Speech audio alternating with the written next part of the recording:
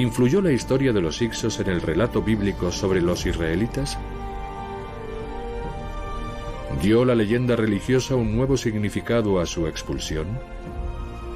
Según el Éxodo, el pueblo bíblico no había sido derrotado por el faraón. El faraón fue el derrotado. Pero los hicsos fueron una dinastía, no un pueblo. Y la existencia de los israelitas en aquel tiempo no ha sido probada históricamente.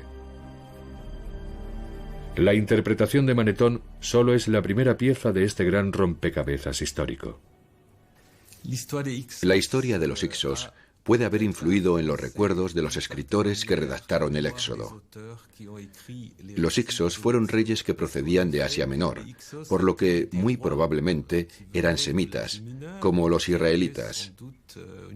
Y sabemos que los hicsos dejaron un recuerdo duradero, ya que los griegos siguen refiriéndose a ellos en el siglo III a.C. Así que es perfectamente posible que las personas que escribieron la historia del Éxodo estuvieran pensando en los hicsos. Pero le dieron la vuelta a la historia.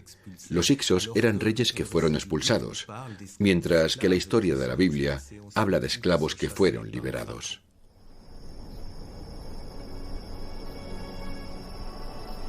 Los textos bíblicos fueron redactados 1000 años después de la época de los hicsos.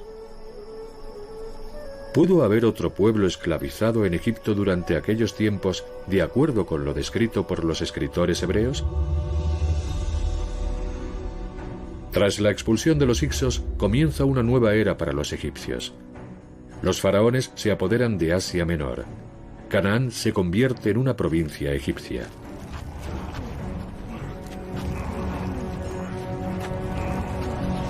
Un gran número de prisioneros de guerra cananitas son llevados a Egipto como esclavos.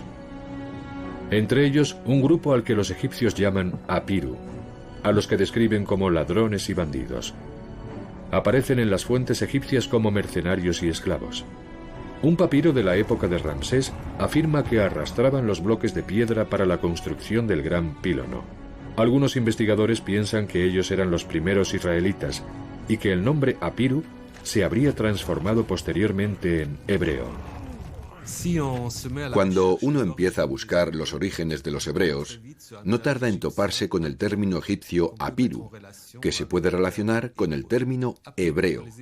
Para los egipcios, los apiru eran casi unos excluidos sociales, tanto en Egipto como en Canaán.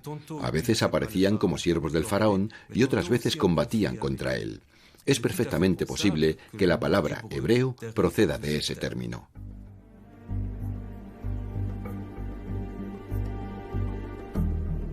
A finales del siglo XIII a.C., aparece por primera vez el nombre de Israel en la estela de la victoria del faraón Meremtá, entre la lista de pueblos sometidos en la campaña de Canaán. Israel ha sido devastado y no tiene más semillas, dice la inscripción. Las palabras exactas no dejan lugar a dudas, se refieren a un pueblo, no a un país. El faraón Merentá se había adentrado en las salvajes regiones montañosas de Canaán, pero no encontró soldados, solo granjeros.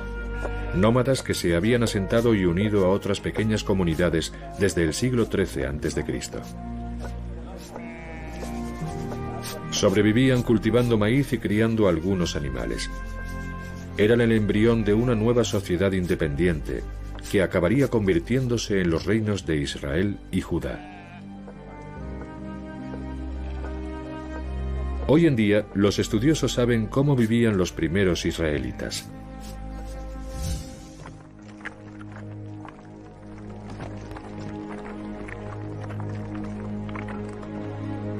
Esta es la típica casa de 4 habitaciones, el estándar arquitectónico a principios de la Edad del Hierro en las montañas de Canaán.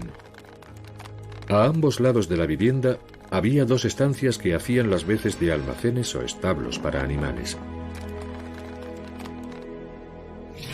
Los arqueólogos han encontrado restos de viviendas de 4 habitaciones similares a esta por toda la región montañosa, lo que demuestra la propagación de una nueva forma de vida social. La arquitectura de estas casas nos ayuda en la búsqueda de pruebas de la presencia de los primeros israelitas en Egipto. Y nos conduce a la zona de los templos de Medinet Abu, en Luxor.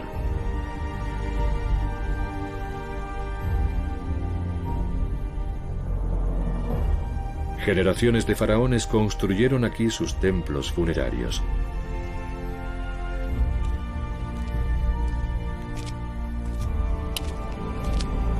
En la década de 1930, los arqueólogos que excavaban los templos de Ramsés III encontraron rastros del pueblo que los había construido. Prisioneros de guerra llevados a Egipto como esclavos.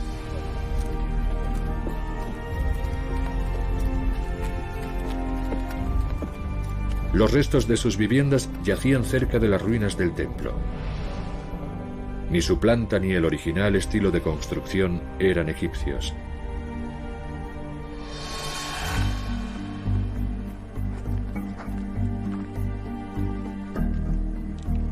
Manfred Wittak revisó la documentación de sus predecesores.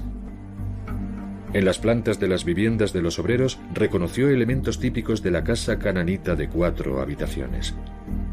Ello le permitió extraer conclusiones sobre los orígenes de las gentes que las habían construido. Ramsés III había lanzado una campaña militar en el desierto de Seir. Creemos que los prisioneros de guerra fueron enviados a trabajar en la construcción de diferentes templos por todo el imperio. En este caso, su trabajo era demoler los templos de Aya y Jarenjá para construir uno nuevo dedicado a Ramsés IV.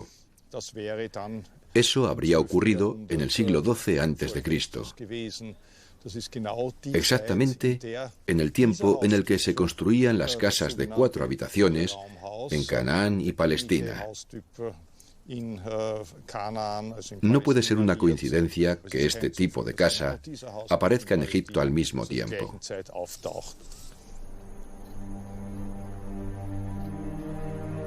El descubrimiento de estas casas en Medinet Abu es una indicación de que estos pueblos de Canaán estaban en Egipto como esclavos. Entre la lista de los pueblos derrotados que se puede leer en los muros del templo hay una discreta inscripción que se refiere al pueblo de la Biblia.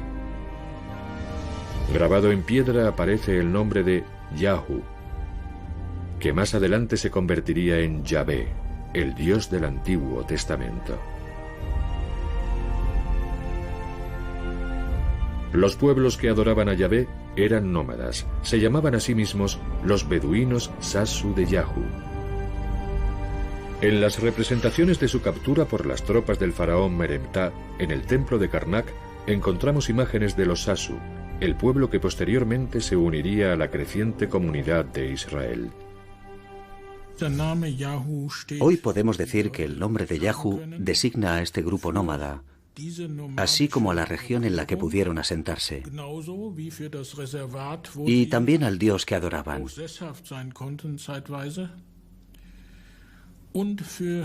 Yahu era el nombre de su Dios.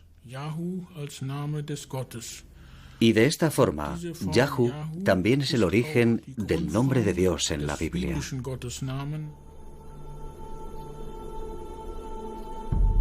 Estos grupos de nómadas dejaron su huella en el desierto del Sinaí. En un muro de una mina cerca de Serabit se pueden ver extrañas inscripciones grabadas en primitivos caracteres hebreos. No muy lejos, un relieve muestra a prisioneros o esclavos que están siendo azotados por un capataz egipcio. ¿Se trata de referencias al pueblo del que hablan las historias de la Biblia?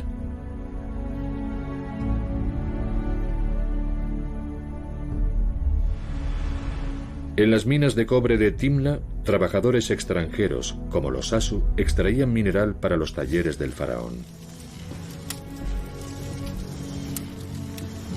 Aquí aparece una inscripción que aporta más datos sobre los orígenes de la historia bíblica. Menciona un líder que, según los expertos, podría ser la inspiración histórica de Moisés. El nombre egipcio de este hombre era Ramsés Emperré. Procedía de Asia Menor y tenía el rango de funcionario de la corte. Como inspector en las minas de cobre, su cometido era mediar entre los obreros, los Sasu, y la administración del faraón.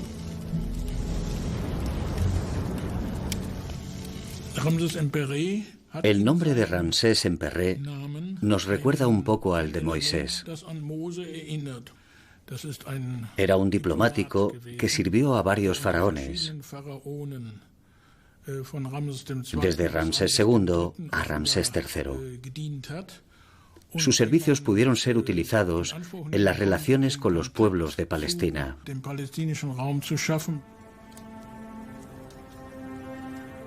En la narración bíblica, Moisés conduce a su pueblo a la libertad. Los textos más antiguos relativos a Moisés y al Éxodo datan del siglo VII a.C., una época de renovación marcada por el reinado de un joven monarca. Hacía mucho que los primeros grupos dispersos de israelitas habían formado una nación y vivían en dos reinos diferenciados, Israel y Judá. El rey Josías de Judá sueña con un imperio que una a los israelitas. Jerusalén será su capital y servirá a un solo Dios, Yahvé.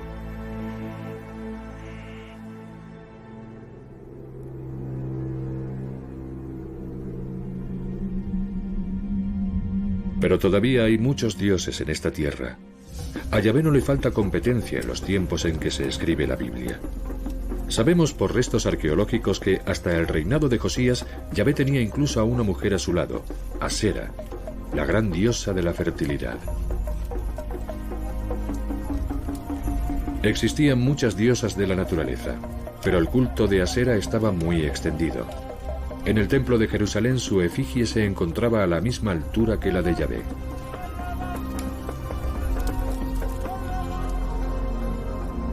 Las reformas del rey Josías romperían una tradición milenaria, la creencia de la humanidad en múltiples dioses.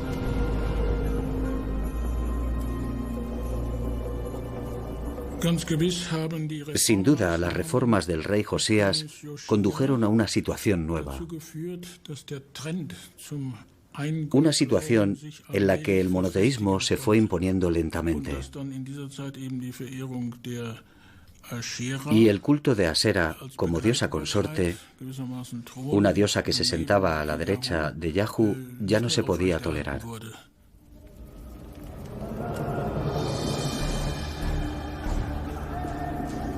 En una reforma religiosa radical, Josías eleva el culto a Yahvé a religión del Estado. El templo de Jerusalén es el único lugar en el que se puede adorar a Yahvé, y solo a él. Las demás divinidades son implacablemente suprimidas. Sus altares y centros de culto son demolidos, y sus estatuas e imágenes destruidas. Y el imperio de Yahvé debe extenderse.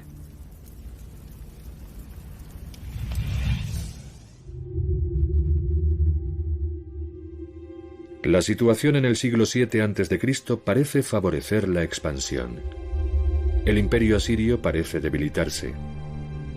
El pequeño reino judío ve la posibilidad de conseguir más tierra y una mayor libertad. Pero el sueño de este ambicioso rey termina de repente en el año 609 a.C. Josías tiene que vérselas con Egipto y la antigua gran potencia será el fin del joven monarca. En Megido tiene lugar un extraño evento que sitúa la historia bíblica bajo una nueva luz.